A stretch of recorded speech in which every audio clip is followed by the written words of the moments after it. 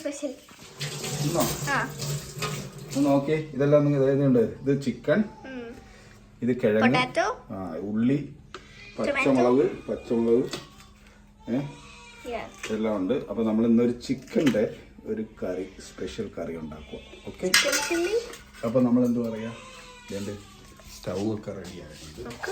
അവിടെ നിൽക്കാണ് കരയുന്ന മാറി പൊട്ട്.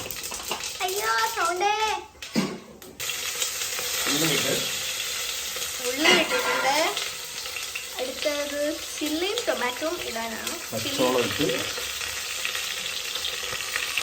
കാണിക്കാൻ പറ്റും. നോക്കാം, പച്ചക്കറി പൊട്ടുക. ഉള്ളി ഒന്ന് ചുമന്ന് വരുന്ന സമയത്ത് ഇഞ്ചി ചതച്ച് വെച്ചിരുന്ന ഇഞ്ചി ഇട്ട്, എന്നിട്ട് ചതച്ച് വെച്ചിരുന്ന വെളുത്തുള്ളി കൂടി ചേർത്ത് ഒന്ന് ഇളക്കി കൊടുക്കണം. പച്ചമുളകും ഉള്ളിയും ഒന്ന് വാടിയതിന് ശേഷമാണ് ഇഞ്ചിയും വെളുത്തുള്ളിയും ഇടുന്നത്. ഓരോന്നോരോന്ന് ഇടുമ്പോഴേ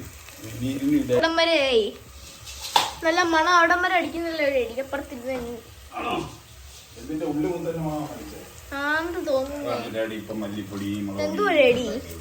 തന്നെയാണോ മഞ്ഞപ്പൊടി ഇട്ട ഈ ഇറച്ചി കഴുകി വെച്ചേക്കുന്നത്. എന്നാലും ഇത്തിരി മഞ്ഞപ്പൊടി ഇടുക. Okay, ready. എല്ലാം ഹാഫ് ആൻഡ് 1 ടീസ്പൂൺ. ടൊമാറ്റോ. അതിന് മുന്നേ നമ്മൾ ഇതിനെ ഒന്ന് മൂപ്പിക്കും, ഇളക്കി. മസാല നല്ല മണം വരുന്നുണ്ട് മുളകിന്റെ.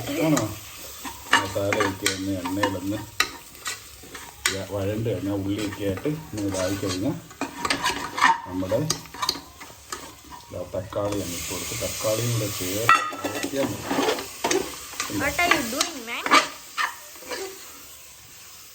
മസാല കരിയായി. തക്കാളി അങ്ങ് പെട്ടെന്ന് ഇട്ട് കൊടുക്കുന്നത് എന്താ അറിയോ, പിന്നെ മസാല കരിയത്തില്ല.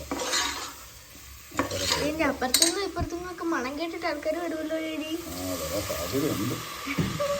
കാല് കറി വെക്കുമ്പോൾ അത്ര കാര്യം ഇങ്ങനെ മണം വരും, നല്ല മണം വരും, നല്ല മണവും. അങ്ങനെ നമ്മുടെ ഈ ഗ്രേവി റെഡിയായിരുന്നു. മസാലയെല്ലാം നല്ലപോലെ മൂത്തൊരു മണം വന്നിട്ടുണ്ടല്ലേ. അപ്പം നമ്മൾ അതിനകത്ത് എന്തറിയാ, ആ കിഴങ്ങില്ലേ, നമ്മുടെ ഇതിൽ കുറച്ച് കിഴങ്ങ് നമ്മൾ ഇട്ടിട്ട് എണ്ണയിലൊന്ന് വായിച്ച് ആ കിഴങ്ങ് ഒന്നും ചെയ്യാനില്ല. വേണമെങ്കിൽ നിങ്ങൾക്ക് ഒരു നാരങ്ങ പിഴിഞ്ഞൊഴിക്കാം, അല്ലെങ്കിൽ ഒരു സ്പൂൺ വിനാഗിരി ഒഴിക്കാം. പക്ഷെ ഞാൻ അല്പം വിനാഗിറാണ് ഇവിടെ ചെറിയ എൻ്റെ നാരങ്ങ. അങ്ങനെ നമ്മുടെ ചിക്കൻ കറിയും ചപ്പാത്തിയും. ഓക്കെ, എന്നാക്കാം.